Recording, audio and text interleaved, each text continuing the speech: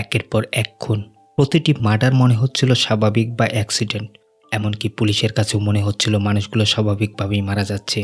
তবে মানুষের মৃত্যুতে মায়া কান্না করা একজন লোকের কাছে মনে হয় এসব কোনো স্বাভাবিক মৃত্যু নয়, বরং পরিকল্পিত মার্ডার।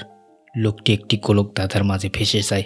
শেষ পর্যন্ত লোকটির সাথে কী হলো, কেনই বা সে জীবনের ঝুঁকি নিয়ে কিলারকে ধরার মিশনে নামে, এই সব কিছুই জানবো আজকের মুভিতে।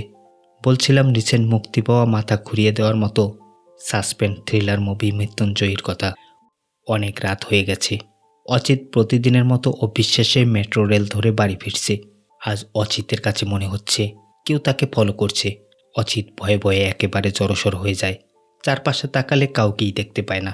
অপরদিকে মা মরা অচিতের ছোট্ট মেয়ে অঞ্জলি বাবার জন্য বসে অপেক্ষা করছে। বৃষ্টিও শুরু হয়ে গেছে। বাড়ির প্রায় কাছাকাছি চলে এসেছে অচিত, কিন্তু এখনও ভয় কাটেনি তার। মনে হচ্ছে পিছু পিছু কেউ একজন হাঁটছে। ঘুরে তাকাতেই কাউকে দেখতে পায় না। অচিতের দেরি দেখে তার একটি বন্ধু ছাতা নিয়ে এগিয়ে এসেছে। হঠাৎ তার বন্ধুকে দেখে ভয় পেয়ে যায় অচিত। অচিতকে ভয় পেয়ে যেতে দেখে তার বন্ধু তাকে বাড়ি অবধি এগিয়ে দিয়ে আসে। অঞ্জলি তার বাবাকে দেখে অনেক খুশি হয়, দৌড়ে গিয়ে কোলে ওঠে। অঞ্জলিকে কাঁধে নিয়ে যখন ঘরে ফিরছিল অচিত, অঞ্জলি বাড়ির গেটের সামনে কিছু একটা দেখতে পায়, কিন্তু সেটা স্পষ্ট ছিল না তার কাছে। এ হলো মৃত্যুঞ্জয়ী। সবাই জয় নামেই চেনে তাকে। একটি নিউজ পেপার অফিসে কাজ করে। তবে জয়ের কাজটা একটু ভিন্ন টাইপের। মূলত সে এলাকায় যদি কেউ মারা যায়, তাৎক্ষণিক সে তার বাড়িতে গিয়ে উপস্থিত হয়। সহানুভূতি, ভালোবাসা, মায়া কান্না দেখিয়ে সবাইকে ইমোশনালি ব্ল্যাকমেল করে। নিউজ পেপারে অ্যাড ছাপাতে বাধ্য করে। এর জন্য অবশ্য অফিস থেকে মোটা অঙ্কের কমিশনও পায় সে। আজও আসলাম আহমেদ নামের একজনের মৃত্যুর খবর শুনে জয় দ্রুত সেখানে পৌঁছে যায় প্রার্থনার বাহানায়। আশেপাশের লোকজন কি বলছে মৃত ব্যক্তি সম্পর্কে সব কিছুই মনোযোগ দিয়ে শুনছিল জয়। এরপর মৃত ব্যক্তিটি সম্পর্কে মোটামুটি একটা ধারণা গেদার করার পর মৃত ব্যক্তির আপনজন পরিচয়ে সবাইকে মৃত ব্যক্তি সম্পর্কে বলতে শুরু করে জয়। সবশেষে তার মূল উদ্দেশ্যে আসে। মৃত ব্যক্তির স্বজনদেরকে বলে, নিঃসন্দেহে আসলাম আহমেদ অনেক ভালো ব্যক্তি ছিল। আমি তো একজনের কাছ থেকে খবর পেয়ে এসেছি এনার অনেক পরিচিত ব্যক্তি রয়েছে যাদের আমি চিনিও না। তাদের কন্ট্যাক্ট নাম্বারও আমার কাছে নেই, কিন্তু তার মৃত্যুর খবর তাদেরকেও জানানো উচিত। সবাই জিজ্ঞেস করে কিভাবে আমরা জানাতে পারি। জয় বলে নিউজ পেপারে অ্যাডের মাধ্যমে মোটামুটি 20,000 টাকার মতো খরচ পড়বে, তবে 16% ডিসকাউন্ট রয়েছে। কথা বলতে বলতে নিজের পকেট থেকে 500 টাকা বের করে দেয়। বলে এটা আমার পকেট থেকে দিলাম, বাকিটা আপনারা দেখুন। এরপর জয় চলে আসে সোজা অফিসে। অফিসের বস তার উপর ভীষণ খুশি। গত কয়েক বছর জয়ের মতো কেউ অ্যাড এনে দিতে পারেনি নিউজ পেপারের জন্য। তবে জয়ের কাছে এসব কাজ একদম ভালো লাগে না এখন। সে তো সবসময় চায় ক্রাইম রিপোর্টার হিসেবে কাজ করার জন্য, কিন্তু তার বস তাকে বোঝায়, তোমার তো কোনো এক্সপিরিয়েন্স নেই। তাছাড়াও ক্রাইম রিপোর্টার হতে যেমন যোগ্যতার প্রয়োজন, তার কোনোটাই তোমার মাঝে নেই। তবে আমি তোমাকে স্যালারি বাড়িয়ে দিতে পারি। জয় মন খারাপ করে অফিস থেকে বেরিয়ে আসে। আর এ হলো আন্নি, জয়ের পার্টনার, বন্ধুও বটে। জয়ের আরও দুজন বন্ধু রয়েছে, সার্টি ও ডেভিড। সার্টি হসপিটালের ওয়ার্ড বয় হিসেবে কাজ করে, আর ডেভিড একটি কবরস্থানে। সময় পেলেই চারজন একত্রিত হয়ে আড্ডা দেয়। অনিচ্ছা সত্ত্বেও জয় মৃত ব্যক্তিদের বাড়িতে গিয়ে ফুসলিয়ে ফাসলিয়ে নিউজ পেপারে অ্যাড দিতে বাধ্য করে। জয়ের কালেকশনে অনেক রকমের পোশাক রয়েছে। মৃত ব্যক্তিরা যে ধর্মের অনুসারী হয়, জয় মূলত তাদের কালচার অনুসরণ করে নিজেকে সাজায়, নিজেকে উপস্থাপন করে। এমনই একদিন সকালবেলা নতুন একজন ক্লায়েন্টের ফোন আসে। অচিত শর্মা নামের একজন মারা গেছে, বয়স 38। জয় দ্রুত রেডি হয়ে সেখানে পৌঁছে যায়। যথারীতি সবার কথা কান পেতে শুনছিল। সবাই বলা বলি করছে অচিত অনেক ভালো লোক ছিল। সকালে জগিংয়ের পর মন্দিরে পুজো করত প্রতিদিন। এরপর বাসায় ফিরে ফ্রেশ হয়ে অফিসের দিকে রওনা দিত। কার কেনার সামর্থ্য থাকলেও মেট্রো রেলেই যাতায়াত করতে বেশি পছন্দ করত। আর এই অচিত শর্মাই হলো সেই অচিত শর্মা যাকে আমরা সিনেমার শুরুতে দেখেছিলাম। তবে কি অচিত কি কেউ মেরে ফেলেছে, নাকি স্বাভাবিক মৃত্যু, এটা আমরা ধীরে ধীরে মুভির আর একটু গভীরে গেলে জানতে পারবো। জয় চুপি চুপি উপরের রুমটিতে চলে আসে। এটা ছিল অঞ্জলির রুম। অঞ্জলি এবং তার বাবার কিছু ছবি দেখে জয়ের কিছু একটা মনে পড়ে যায়। ছুটে চলে আসে নিচে। তার দু চোখ যেন অঞ্জলিকে খুঁজছে। এরপর দেখতে পায় অঞ্জলিকে। তার বাবার পাশে বসে আছে মেয়েটা। অঞ্জলিকে স্বাভাবিকই দেখাচ্ছিল। বাবার মৃত্যুর পর মেয়েটা যেন একদম পাথর হয়ে গেছে। কিন্তু অঞ্জলি যদি আজ মন খুলে কান্না না করে, এই দুঃখ তাকে সারা জীবন বয়ে বেড়াতে হবে। এই বিষয়টা অবশ্য জয় ভালোভাবেই উপলব্ধি করতে পারে। জয়ের বয়স যখন 7 বছর, হঠাৎ একদিন সকালে ঘুম ভাঙতেই দেখে বাড়ির মেঝেতে অনেক লোকের ভিড়, বাবা মার নিথর দেহ সবার সামনে। জয় তখনও বুঝতেছিল না তার বাবা মার সাথে কি ঘটেছে। সে তো তার বাবাকে উঠানোর জন্য চেষ্টা করছে, কিন্তু তার বাবা মা তার সাথে তো কোনো কথাই বলছে না। জয় মৃত্যু কাকে বলে সেটা জানে, কিন্তু তার প্রভাব তার জীবন উপলব্ধি করতে পারেনি। বাবা মার মৃত্যুর পর জয় আন্টির কাছে থাকত। তার আন্টি তার সাথে সবসময়ই খারাপ ব্যবহার করত। জয় তার আন্টির এমন ব্যবহারের কারণ বুঝতেই পারেনি। জয়ের সাথে এমন আচরণ দেখে মহল্লার লোকেরা পর্যন্ত আফসোস করত। দিন দিন আন্টি আরও খারাপ ব্যবহার করতে থাকে তার সাথে। এমন চলতে চলতে একদিন জয় চিৎকার করে কান্না করতে থাকে। তার সকল দুঃখ কষ্ট পানির সাথে বেরিয়ে আসে। অঞ্জলিকে দেখার পর অঞ্জলির মাঝে যেন নিজেকেই খুঁজে পাচ্ছে জয়। অঞ্জলিও তার বাবাকে হারিয়ে একদম একা হয়ে গেছে। স্কুলের এক কর্নারে মনমরা হয়ে বসে থাকতো। একদিন যখন অঞ্জলি পার্কের একটি বেঞ্চে চুপচাপ বসেছিল, জয় আসে তার সাথে কথা বলার জন্য। জয় বলে, আমাকে ভয় পেও না, আমি তোমার বাবার বন্ধু। তোমার বাবার সাথে আমার প্রায়ই মন্দিরে দেখা হতো। তোমার বাবা তোমার কথা সবসময়ই বলতো। অঞ্জলি চুপচাপ শুনছিল সব কিছু। ছোট্ট এই মেয়েটার সাথে জয় আর মিথ্যে কথা বলতে পারছে না। হঠাৎই বলে, সরি অঞ্জলি, আমার মিথ্যে বলার অভ্যাস আছে, কিন্তু আমি তোমাকে মিথ্যে বলতে পারবো না। তোমার বাবা কখনোই আমার বন্ধু ছিল না, তবে আমি তোমার দুঃখ বুঝি। এ কারণেই তোমার সাথে কথা বলতে এসেছি। জয় যখন উঠে চলে যাচ্ছিল, অঞ্জলি তার হাতটি চেপে ধরে জানতে চায়, আমার বাবার কি হয়েছে আঙ্কেল? এ প্রশ্নের কোনো উত্তর জয়ের কাছে ছিল না। পরের দিন ভোরবেলা বিক্রান্ত নামের একজন জগিং শেষে এ ছোট্ট মন্দিরে আসে পুজো করতে। পুজো শেষে যখন সে ধীরে ধীরে পিছনের দিকে যাচ্ছিল, গর্তে জমে থাকা পানিতে পা পড়ে তার। এ সময় হঠাৎ বিদ্যুতের তার ছিঁড়ে পানিতে পড়ে। মুহূর্তের মাঝে বিক্রান্ত বিদ্যুতের শকে মাটিতে লুটিয়ে পড়ে। যতক্ষণে আশেপাশের লোকজন ছুটে আসে, ততক্ষণে বিক্রান্ত শেষ নিঃশ্বাস ত্যাগ করেছে।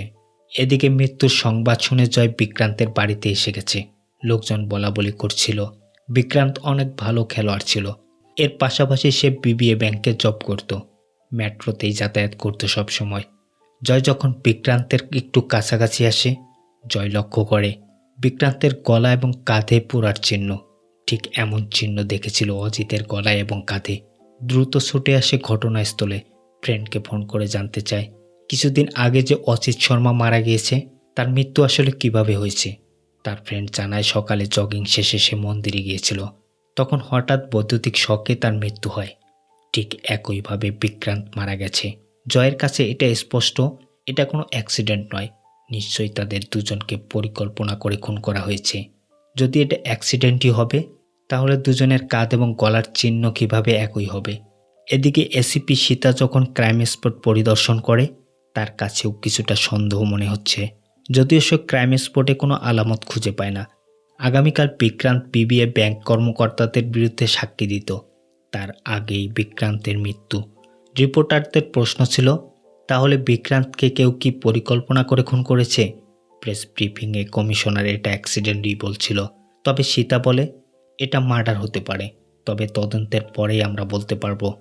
রাতে জয় তার বন্ধুদের সাথেও বিষয়গুলো শেয়ার করে। জয়ের কানে ছোট্ট মেয়ে অঞ্জলির কথাটা বারবার ভেসে আসছে, আঙ্কেল, আমার বাবার কি হয়েছে? যে কোনো মূল্যেই জয় এই প্রশ্নের উত্তর খুঁজে বের করবে। সাট্টি বলে, ছোট্ট মেয়েটা কি বুঝে?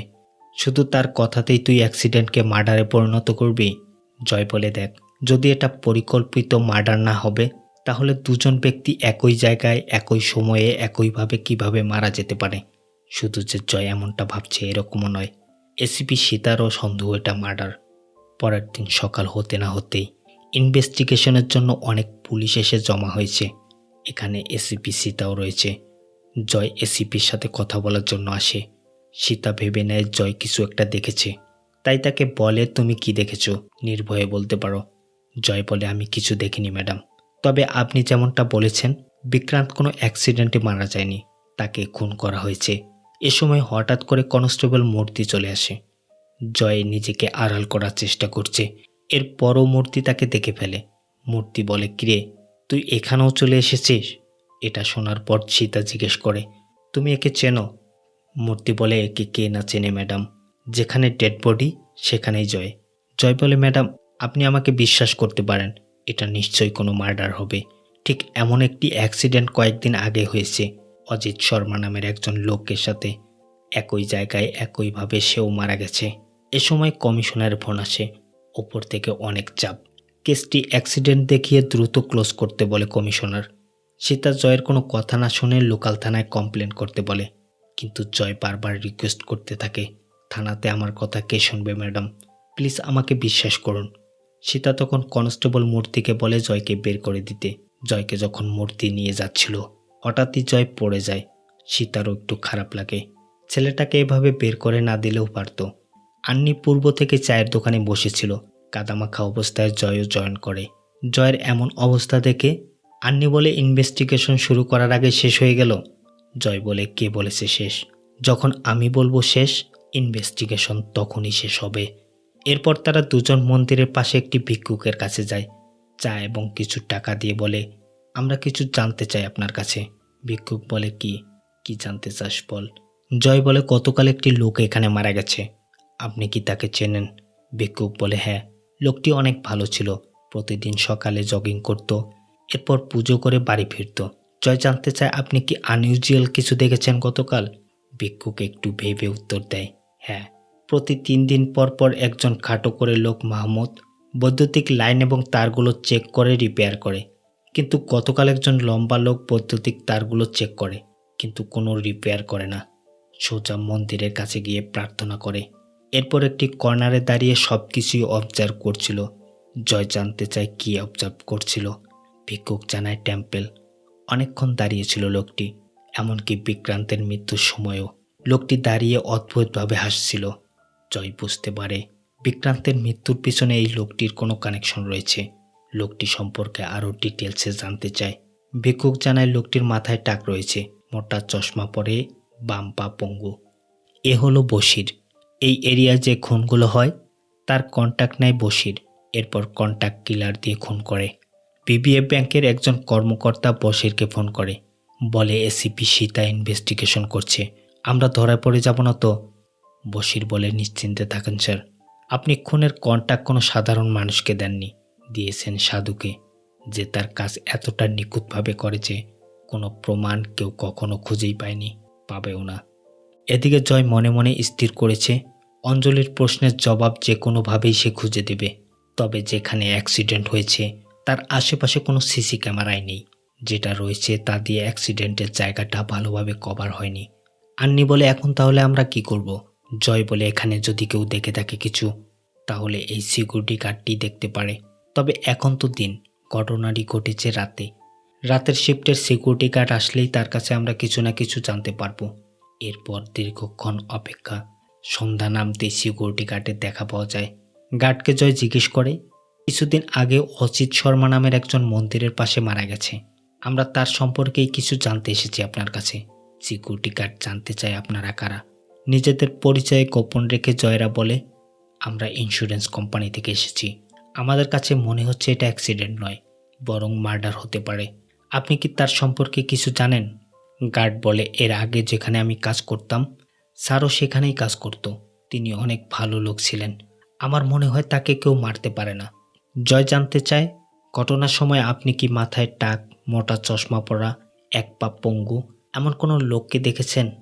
বর্ণনা শুনেই সিকিউরিটি গার্ড বলে, হ্যাঁ, এরকম একটা লোক মন্দিরের ঠিক এক কর্নারে দাঁড়িয়ে থাকতো, তাও প্রায় 1 মাস থেকে, সব সময় মন্দিরের দিকেই তাকিয়েছিল, আর সন্দেহ নয়, এবার বিষয়টা পুরোপুরি স্পষ্ট, বরং পরিকল্পিত খুন। রাস্তার মোড়ে আশেপাশে তেমন কোনো সিসি ক্যামেরা নেই যা দিয়ে খুনিকে শনাক্ত করা যাবে। সকালবেলা জয় তার ইনভেস্টিগেশনে যা খুঁজে পেয়েছে সব কিছু বলার জন্য সীতার সাথে দেখা করার জন্য আসে, তবে কনস্টেবল তাকে ভিতরে যেতেই দিচ্ছে না। এ সময় সীতাও বেরিয়ে আসে। জয়কে দেখার পর বলে, তুমি যদি সেই মার্ডারের ব্যাপারে কথা বলতে আসো তাহলে তোমাকে লোকাল থানায় যাওয়া উচিত। জয় বলে, না ম্যাডাম, আপনি অফিসে যাচ্ছেন তো, আমি ওই দিকেই যাব, প্লিজ আসুন না, বলেই জয় গাড়িতে উঠে বসে। সীতা জয়কে তেমন কিছুই বলে না, কেননা গতকাল তার কারণেই জয় পড়ে গিয়েছিল। এ কারণে সীতা জয়ের কাছে সরিও বলে। কথা বলার এক পর্যায়ে জয় আবার সেই কেসের ব্যাপারেই বলতে শুরু করে। বলে, ম্যাডাম, আমার কাছে মনে হয় বিক্রান্তকে কেউ খুন করেছে। আমরা যদি বিক্রান্ত যেখানে জব করে বিবিএ ব্যাংকের কল লিস্ট চেক করি তাহলে কিছু না কিছু পেতে পারি। সীতা তো অলরেডি সেই লিস্টগুলো চেক করছে। এরপর জয় এটা ওটা অনেক গল্প করতে করতে অচিতের বাসার সামনে এসে নামে। পূর্ব থেকে জয়ের কথা মতো আন্নিও সেখানে উপস্থিত ছিল। জয় নেমে যাবার পর সীতাও চলে যায়। জয় যেহেতু পুলিশের কার থেকে নেমেছে তাই অচিতের বাড়ির সকলেই ভেবে নেয় জয় কোনো পুলিশের লোক। পরিবারের রাম এবং বিবেককে জয় জিজ্ঞেস করে আসলে অজিতের সাথে গত 30 দিন কি হয়েছে। তারা বলে, গত এক সপ্তাহে অজিতের উপর 2বার হামলা হয়েছে। সৌভাগ্যবশত 2বারই সে বেঁচে গিয়েছে। জয় ডিটেলসে জানতে চায়। রামু বলে, একদিন রাতে অজিত যখন বাসা থেকে ফিরছিল ম্যানহোলের ঢাকনা খোলা ছিল। অজিত সেখানেই পড়ে যাচ্ছিল কিন্তু সৌভাগ্যবশত বেঁচে যায়। অন্য একদিন মেট্রো স্টেশনে কেউ একজন তাকে পেছন থেকে ধাক্কা দিয়েছে, সেখানেও সে বেঁচে গিয়েছে। অচিত তার একটি বন্ধুকে বলেছে গত 15 দিন থেকে তাকে কেউ ফলো করছে। ভেতরের রুম থেকে দরজায় উকি দিয়ে অঞ্জলি সব শুনছে। হঠাৎ অঞ্জলি রুম থেকে বাইরে বেরিয়ে আসে। জয়ও তার পিছু পিছু আসে। অঞ্জলিকে বলে, সরি, আমি এখনও তোমার প্রশ্নের উত্তর খুঁজে পাইনি, তবে তুমি চিন্তা করো না, তোমার পাশে আমি সব সময়ই আছি। রাতের বেলা জয় এবং তার বন্ধুরা এ দুটি খুনের ব্যাপারে কথা বলছে। জয়ের কাছে এটা স্পষ্ট নয়। জয় এখনও বুঝতে পারছে না কিলার অচিতকে কেন মারবে। 30 দিনের মতো সময় নিয়েছে অচিতকে মারতে, কিন্তু বিক্রান্তকে মাত্র 4 দিন ফলো করেই মেরেছে। এমনটা কেন? বিক্রান্ত বিবিএ ব্যাংকের স্ক্যামের সাক্ষী ছিল, কিন্তু অচিত তো ছিল সিম্পল সাধারণ লোক। অচিত তো কারো কোনো ক্ষতি করেনি, কিলার তাকে কেন মারল? অচিত এবং বিক্রান্তের মাঝে নিশ্চয়ই কোনো কানেকশন রয়েছে। এদিকে উপর থেকে কেস বন্ধ করার অনেক চাপ। সবার চোখে তো এটা অ্যাক্সিডেন্ট, তবে সীতার কথাতে মিডিয়া এই অ্যাক্সিডেন্টটাকে অনেক হাইলাইট করেছে। তাই কমিশনার সীতাকে ডেকে বলে, কিছুক্ষণ পর প্রেস ব্রিফিং। এটা একটা অ্যাক্সিডেন্ট বলে কেসটা ক্লোজ করে দাও। সিন চলে যায় পরবর্তী দিন সকালবেলা। জয় তার ইনভেস্টিগেশন চালিয়ে যাচ্ছে। যেহেতু কিলার অচিতকে 30 দিন ফলো করেছে, তার উপর নজর রেখেছে। এটা হলো সোয়ান লেক অ্যাপার্টমেন্ট। এই লেক অ্যাপার্টমেন্ট থেকে অচিতের বাসায় স্পষ্ট দেখা যায়। খুব সম্ভবত কিলার এই অ্যাপার্টমেন্ট থেকেই অচিতের ওপর নজর রেখেছে। আর এখন যদি এই অ্যাপার্টমেন্টের প্রতিটি ফ্লোরে গিয়ে এখানে থাকা লোকদের কাছে জিজ্ঞেস করা হয় যে তারা কোনো টাক মাথা, মোটা চশমা পরা, এক পা পঙ্গু কোনো লোককে দেখেছে কিনা, তাহলে হয়তো কিলার সম্পর্কে কোনো একটা ধারণা পাওয়া যাবে। এরপর জয় প্রতিটি ফ্লোরে গিয়ে জিজ্ঞেস করতে শুরু করে, আপনারা কি টাক মাথা, মোটা চশমা পরা, একটি পা পঙ্গু এমন কোনো লোককে দেখেছেন? জয় কথা বলার সময় তার মোবাইলটির ভিডিও অন করে পকেটের মাঝে রেখে দেয়। জয় যখন সবাইকে জিজ্ঞেস করছে তখন এই অ্যাপার্টমেন্টের একটি রুমে সেই সিরিয়াল কিলার সাধুকে দেখানো হয়। সবার কাছে জিজ্ঞেস করার পর জয় সাধুকেও জিজ্ঞেস করতে আসে, কিন্তু সাধু কোনো মোটা চশমা পরা পঙ্গু ব্যক্তি নয়। সাধু তো একদম সুস্থ, অর্থাৎ সে খুন করার সময় এমন ছদ্মবেশ নিয়েছিল। সাধুর একটা বদ অভ্যাস রয়েছে, পানি পান করার পর পানির বোতলটি মুচড়িয়ে পকেটের মাঝেই রেখে দিত। এত খুন করার পরও সাধুকে কেউ কখনো আইডেন্টিফাই করতে পারেনি, তার পিছনে কেউ কখনো আসেনি। সবগুলো স্বাভাবিক মৃত্যুই মনে হয়েছে সবার কাছে। জয়ই প্রথম খুনগুলোকে স্বাভাবিক মনে করছে না। জয় বেঁচে থাকলে সাধুর পরবর্তীতে প্রবলেম হয়ে দাঁড়াবে। সাধু জয়কে মারার জন্য পিছু নেয়, কিন্তু জয় তো ততক্ষণে অন্য ফ্লোরে চলে এসেছে। সাধু জয়কে পাগলের মতো খুঁজছিল। এক পর্যায়ে সাধু ছাদে চলে আসে। জয় যখন অ্যাপার্টমেন্ট থেকে বের হবে তখনই তাকে গুলি করে মেরে ফেলবে, কিন্তু হঠাৎ তখন বৃষ্টি শুরু হয়ে যায় আর সকলেই ছাতা হাতে অ্যাপার্টমেন্ট থেকে বের হতে শুরু করে। এত লোকের মাঝে জয় কোনটা একদমই বোঝা যাচ্ছিল না। তবে যে কোনো মূল্যে জয়কে মারতে না পারলে সাধু সহ অনেকেই ধরা পড়ে যেতে পারে। তাই সাধু অ্যাপার্টমেন্ট থেকে সিসি ক্যামেরা কালেক্ট করার পর বশিরের সাথে কন্ট্যাক্ট করে। এই এলাকার সকল সচ্ছল মোবাইল নাম্বারের লিস্ট বের করে নেয়।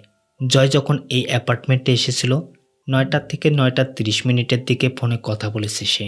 ঠিক ওই সময়ের নাম্বারগুলো বের করার পর একে একে সাধু সবাইকে কল দিতে শুরু করে। অনেকজনকে কল দেবার পর জয়কে পেয়ে যায়। জয় তখন ফোন রিসিভ করে একজন মহিলাকে কিলারের বর্ণনা দিচ্ছিল। জয়ের নাম্বারটি শিওর হবার পর সাধু জয়ের ডিটেলস বের করে ফেলে। সাধুর এটা প্রথম মার্ডার নয়, মৃত্যুগুলো সবার কাছে স্বাভাবিক মনে হলেও পোস্টমর্টেমের জন্য হসপিটালেই আসে। আর এখানেই জব করে সাট্টি, জয়ের বন্ধু। জয় তার কাছে সকল পোস্টমর্টেমের ফাইলগুলো চায়। সাট্টি তা কিছুতেই দেওয়ার জন্য রাজি হচ্ছে না, এতে তার জবও চলে যেতে পারে। তবে জয়ের অনেক রিকোয়েস্টের পর সকলের চোখ ফাঁকি দিয়ে সেই রেকর্ড রুমে 30 মিনিটের জন্য জয়কে ঢোকানোর ব্যবস্থা করে দেওয়া হয়। তবে হঠাৎ করে তখনই ডক্টর চলে আসতেই রেকর্ড রুমটি বাইরে থেকে তালা লাগিয়ে দিয়ে আসতে হয় সাট্টিকে। এদিকে কিলার তার পিছু করতে করতে হসপিটাল অবধি পৌঁছে গেছে। রেকর্ড রুমটি যে বাইরে থেকে লক করা, এ কথাটা আন্নিকে ইশারাতে বোঝাতে চাচ্ছে সাট্টি, কিন্তু আন্নুই বুঝতে না পারলেও পাশে বসে থাকা সাধু ঠিকই বুঝে যায়। সাধু সকল বন্ধ রুমের দরজাগুলো খুলছিল জয়কে খুঁজতে। একসময় সে রেকর্ড রুমের দরজাটি ভেঙে ফেলে। দ্রুত লুকিয়ে পড়ার সময় জয়ের ধাক্কা লেগে শেলফগুলো পড়ে যায়। জয় জানালা ভেঙে বেরিয়ে আসে। কিলারও তার পিছু পিছু সেই জানালা দিয়েই বেরিয়ে আসে।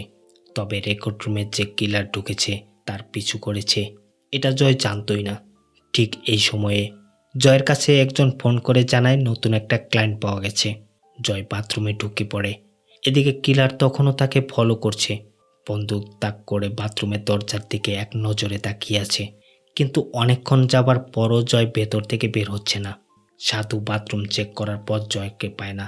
জয় তো কিছুক্ষণ আগে টুপি পাঞ্জাবি পরে মৃত মুসলিম একজন লোকের ফিউনারেলে চলে গেছে। কিলার বুঝতেই পারেনি।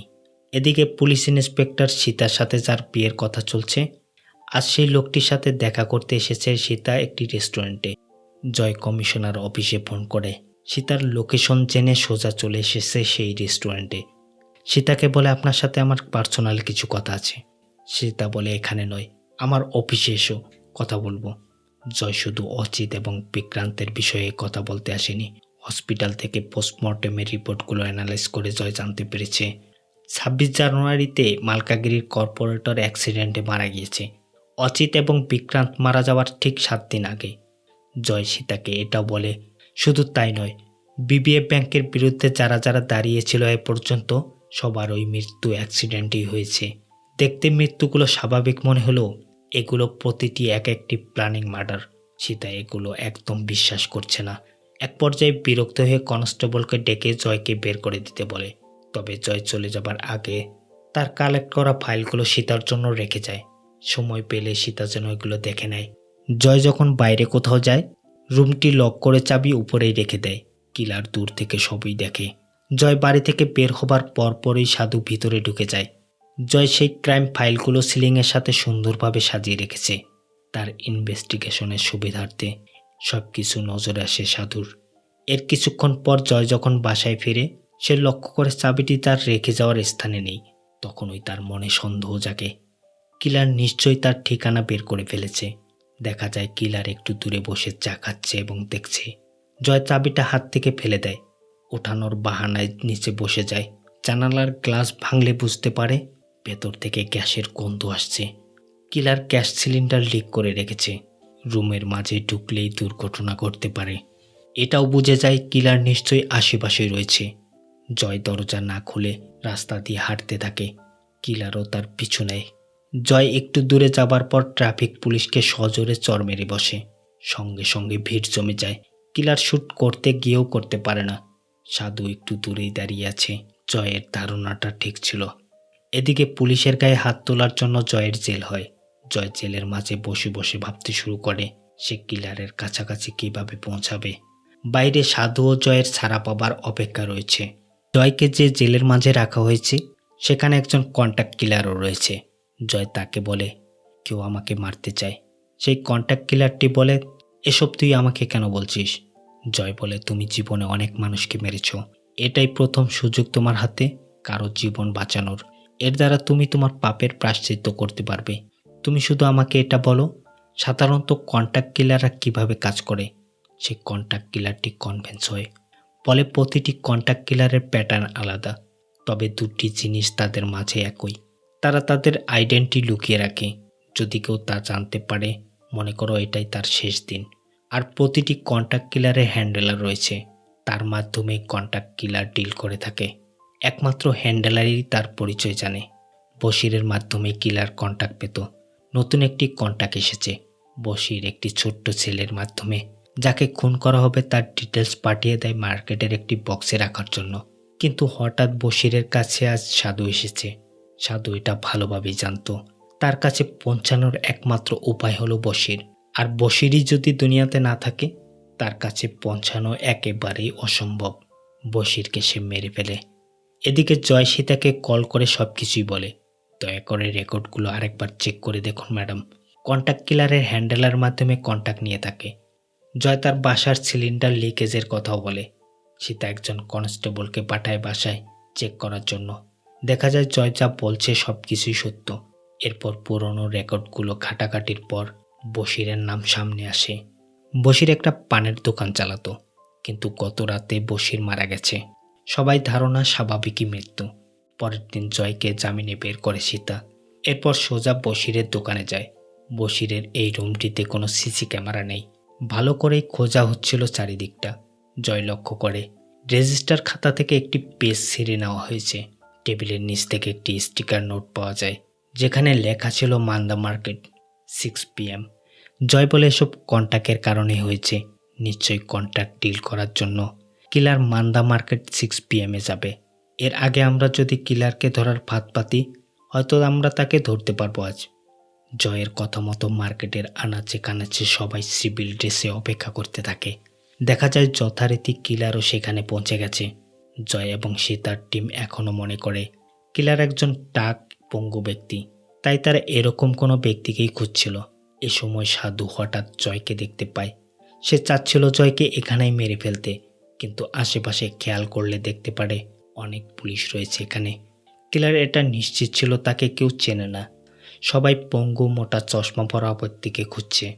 এদিকে মার্কেটের প্রতিটি আনাচে কানাচে খোঁজার পরও যেমন বর্ণনা দিয়েছে জয়, এমন লোককে খুঁজে পাওয়া যায় না। একটা সময় সীতার কথা মতো মার্কেটে থাকা সকল পঙ্গু, মাথায় টাক পরা, মোটা চশমা পরা লোকদের আটক করা হয়। অপরদিকে সাধু জয়ের কাছাকাছি এসে দাঁড়ায়। লাইটারের কথা জিজ্ঞেস করে জয়কে। জয় তার দিকে না তাকিয়েই লাইটারটি দিয়ে দেয়। একটু পর যখন সাধু লাইটারটি ফেরত দিয়ে চলে যায়, জয় লাইটারের দিকে তাকাতেই দেখতে পায় একটি ডেট লেখা। এই ডেটে জয়ের ছাড়া পাবার কথা ছিল। পিছনে ঘুরতেই কাউকে দেখতে পায় না। জয় স্পষ্ট বুঝে যায় কিলার তার পাশেই ছিল এতক্ষণ, কিন্তু কোথায় সে? এত খোঁজাখুঁজির পর যখন পাওয়া যাচ্ছিল না কিলারকে, জয় ওপর থেকে বিশ্বাস হারিয়ে যায় সীতার। এরপর জয়কে আর কোনো প্রকার সাহায্য করবে না সীতা। সারা রাত আর ঘুমাতে পারে না জয়। এত কাছে আসার পরও কিলারকে সে চিনতে পারেনি। ছোট্ট মেয়েটাকেই বা কী জবাব দেবে? তার ইনভেস্টিগেশনে কোথাও তো কিছু মিস হচ্ছে। মার্কেটের সিসি ক্যামেরাগুলো আবারও চেক করার জন্য আসে জয়। সিসি ক্যামেরায় দেখা যায় ক্যাপ প্যান্ট পরা একটি লোক সবসময়ই ক্যামেরার আড়াল করে চলছে। সকল ক্যামেরাতেই লোকটি শুধু পা এবং বডি ধরা পড়ছে, ফেস নয়। এই কয়েক মিনিটে কিলার তার কন্ট্যাক্ট লেটার বক্স থেকে নিয়ে গেছে। জয়রা তা বুঝতেই পারেনি। পার্কিং এরিয়ার সিসি ক্যামেরায় কিলারের শুধু পেছনটাই দেখা যাচ্ছে। তবে কিলারের হাতে একটি পানির বোতল রয়েছে। পানি পান করার পর সেই বোতলটি মুচড়িয়ে পকেটের মাঝেই রেখে দেয়। জয়ের মনে পড়ে যায় এরকম হ্যাবিটের কোনো একটা লোককে সে কোথাও দেখেছে। সঙ্গে সঙ্গে মনে পড়ে যায় সেই অ্যাপার্টমেন্টের কথা। অ্যাপার্টমেন্টের কথা বলার সময় সকল লোকের ভিডিও তার ফোনে রয়েছে। সাধুর চেহারা এখন তার সামনে স্পষ্ট। মানুষ সব কিছু চেঞ্জ করতে পারলেও তার অভ্যাস কখনো চেঞ্জ করতে পারে না। এই অভ্যাসের কারণেই সাধু আজ ধরা পড়ে গেছে জয়ের কাছে। জয় কিলারের ছবি নিয়ে সীতার কাছে আসে। সীতার কথা তুমি এমন অনেকবার করেছো। তুমি কোনো র্যান্ডম ছবি নিয়ে বলছো এটা কিলার। আমরা কিভাবে বিশ্বাস করব? কোনো প্রুফ থাকলে দেখাও, আমরা ব্যবস্থা নেব। জয়ের একমাত্র ভরসা ছিল সীতা। সেও তাকে বিশ্বাস করছে না। জয়ের বন্ধুরা এক পর্যায়ে মনে করে নেয় আমাদের ইনভেস্টিগেশন এখানেই শেষ। তবে জয়ের কথা, যতক্ষণ না আমি বলছি ততক্ষণ এই ইনভেস্টিগেশন শেষ হবে না। চল আমরা একটা কাজ করি, কিলারকে মেরে ফেলি। তবে এই মেরে ফেলা খুন করা নয়। তারা সকল পত্রিকায় কিলারের শ্রদ্ধাঞ্জলি ছাপিয়ে দেয়। এমন আরও অনেক পোস্টার ছাপিয়ে শহরের প্রতিটি রাস্তার দেয়ালে দেয়ালে লাগিয়ে দেয় তারা। কিলার এমনভাবে লুকিয়ে আছে যার অস্তিত্ব পৃথিবীর মানুষ জানেই না। তবে সে প্রয়োজনে অবশ্যই বের হবে বাসা থেকে, কারো না কারো নজরে অবশ্যই আসবে। আর তখনই আমরা তাকে ধরতে পারবো। শুধু আজকে নয়, প্রতিদিনের নিউজ পেপারে এমন বিজ্ঞাপন ছাপানো হবে প্রতিদিন। এদিকে সাধু ছদ্মবেশে নতুন একটা লোককে ফলো করছে। একদিন সকালবেলা একটি বৃদ্ধ যখন নিউজ পেপার পড়ছিল, বিজ্ঞাপনের শ্রদ্ধাঞ্জলিটি তার সামনে আসে। ঠিক তখন ওই রাস্তা দিয়ে হেঁটে যাচ্ছিল কিলার। বৃদ্ধ লোকটি অবাক হয়ে তাকিয়ে কিলারকে পিছন থেকে ডাকতে থাকে। কিলার সাধু তার কোনো কথা না শুনে বাড়িতে ঢুকে পড়ে। বৃদ্ধ লোকটি শ্রদ্ধাঞ্জলির পাশে যে কন্ট্যাক্ট নাম্বারটি দেওয়া ছিল সেখানে ফোন করে। নাম্বারটি ছিল জয়ের। লোকটি বলে, তুমি যে পত্রিকায় শ্রদ্ধাঞ্জলি দিয়েছ, লোকটি কি সত্যিই মারা গেছে? একটু আগে আমি তাকে হেঁটে যেতে দেখেছি। জয় ঠিকানাটা শুনে নোট করে রাখে। সঙ্গে সঙ্গে কিলারের বাসার সামনে চলে আসে। সীতাকেও ফোন করা হয়েছে। সীতা এসে জয়কে বলে, আমি তোমাকে শেষবারের মতো বিশ্বাস করছি। জয় বাড়িটি দেখিয়ে দেয়। সীতা এবং কনস্টেবল গেটের সামনে আসতেই ভেতর থেকে অনবরত গুলি ছোড়া হয়। একটি গুলি এসে কনস্টেবলের হাতে লাগে আর সবাই নিরাপদ দূরত্বে লুকিয়ে পড়ে। সীতা কমিশনারকে ফোন করে ব্যাকআপ টিম পাঠাতে বলে। মুহূর্তের মাঝে ব্যাকআপ টিম বাড়িটি ঘিরে ফেলে। শুরু হয় গোলাগুলি। একটা সময় রান্নাঘরের গ্যাস সিলিন্ডার ব্লাস্ট হয়। ভেতরে ঢোকার পর দেখা যায় পুড়ে যাওয়া একটি দেহ মেঝেতে পড়ে আছে। পাশের রুমে বিপুল পরিমাণ অস্ত্র। কিলার এ পর্যন্ত যাদেরকে খুন করেছে দেয়ালের মাঝে তাদের ছবি ঝুলানো রয়েছে। এছাড়াও যারা কিলারকে কন্ট্যাক্ট দিত তাদের ডিটেলসও পাওয়া যায়। সেই ডিটেলস অনুযায়ী বিবিএ ব্যাংকের কর্মকর্তা সহ আরও অনেককেই আটক করা হয়। সেই বডিটিকেও দাফন করা হয় জয়ের বন্ধু যে কবরস্থানে থাকতো সেখানে। সিন চলে যায় পরবর্তী দিন সকালবেলা। জয় কবরস্থানেই বসে আছে। ঠিক তখন একজন বৃদ্ধ লোক ধীরে ধীরে জয়ের দিকে হেঁটে আসছে। জয় ডেভিডকে বলে সকলকে বাইরে বের করে দিতে। এই বৃদ্ধ লোকটি অন্য কেউ নয়, এটা ছিল সেই সিরিয়াল কিলার সাধু। আসলে সে মারা যায়নি, অন্য একটি লাশ রান্নাঘরে রেখে দিয়ে নিজেই সিলিন্ডার ব্লাস্ট করেছে যাতে সবাই ভেবে নেয় সাধু মারা গেছে। কিন্তু জয় এটা বিশ্বাস করেনি। সে জানতো সাধু বেঁচে আছে। এ কারণেই তার ইনভেস্টিগেশন এখনও চালু রয়েছে। আর সাধু এটা ভালোভাবেই জানতো জয় বেঁচে থাকলে সে যে কোনো দিন যে কোনো সময় ধরা পড়তে পারে। তাই সে জয়কে মেরে ফেলার জন্য এসেছে। এই কবরস্থানে সবকিছু পূর্ব থেকেই সেট আপ করে রেখেছে জয়। কিলার গুলি করতেই পানির ফোয়ারাগুলো অটোমেটিক চালু হয়ে যায়। দুজনের মাঝে শুরু হয় ফাইট। এক পর্যায়ে সাধু জয়কে গুলি করে। জয় মাটিতে লুটিয়ে পড়ে যায়। সাধু ধীরে ধীরে জয়ের কাছাকাছি আসে।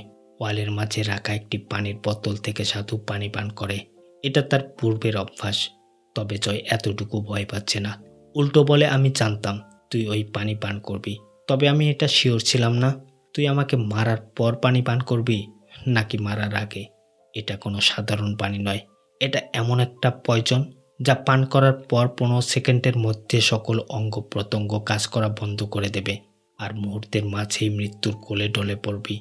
দেখা যায় সাধু কিছুক্ষণের মাঝেই মারা যায়। এখন সেই ছোট্ট মেয়েটার সকল প্রশ্নের উত্তর জয়ের কাছে। জয় অঞ্জলিকে বলে, তোমার বাবাকে খুন করা হয়েছে। অঞ্জলি জিজ্ঞেস করে, কে মেরেছে আমার বাবাকে? জয় বলে, আমি তাকে তোমার বাবার কাছে পাঠিয়ে দিয়েছি ক্ষমা চাওয়ার জন্য।